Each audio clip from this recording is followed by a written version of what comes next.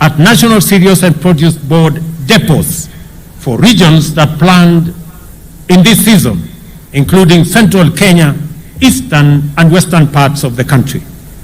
I urge all unregistered farmers to use this opportunity to register so that they can benefit from the support of fertilizer for all their crops, whether it is tea, coffee, sugarcane, macadamia, avocados, and all the other crops that are engaged with our farmers. To reduce our national edible oil import bill, which currently stands at $1 billion annually, the government is supporting sunflower cultivation by distributing 600 metric tons of seed to farmers in partnership with counties in eastern, western Nyanza regions during these short rains. It is important that we are working with counties on other oil crops to deliberately reduce our import bill on oil and edible oil requirements for our country.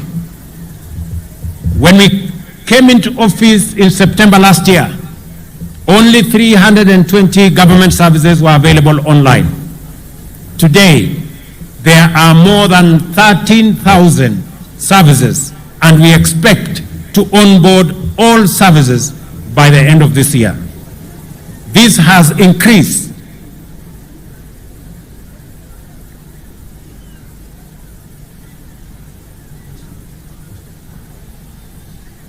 efficiency. This has increased efficiency in service delivery, revenue collection, and enhanced accountability of government services and revenues. The government is currently rolling out the last mile 100-kilometer of fiber optic infrastructure throughout the country to improve health facilities, improve schools, judiciary offices in far-flung areas, and other public institutions. We are also concurrently setting up 25,000 Wi-Fi hotspots targeting fresh produce markets, bus parks, and other public spaces. We are also working with members of parliament in the setup of 1,450 ICT hubs in every ward in Kenya. And I am happy that the National Assembly has aligned the National Government Constituency Development Fund Act to actualize this strategic intent. Our goal is to spur e-commerce, the creative arts, and the digital economy, the frontier of our bottom-up economic transformation agenda. We continue to make significant progress in our education sector. Immediately after assuming office last year, we ended months of uncertainty by resolving that junior schools be domiciled in our primary school setup. We have reduced the teacher shortage by hiring more teachers. In the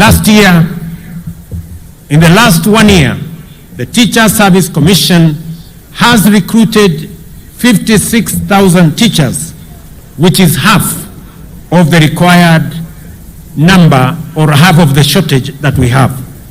This is the highest recruitment in the history of the Commission in 1 year and the largest such exercise in Kenya's history.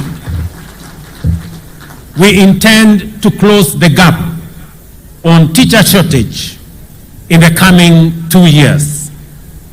Further, in keeping with government's policy to equip Kenyan youth with practical skills and competencies, we are working with our TVETs to ensure that another 2,000 TVET college tutors are hired to support our TVET education that has increased from 90,000 8 years ago to 350,000 currently.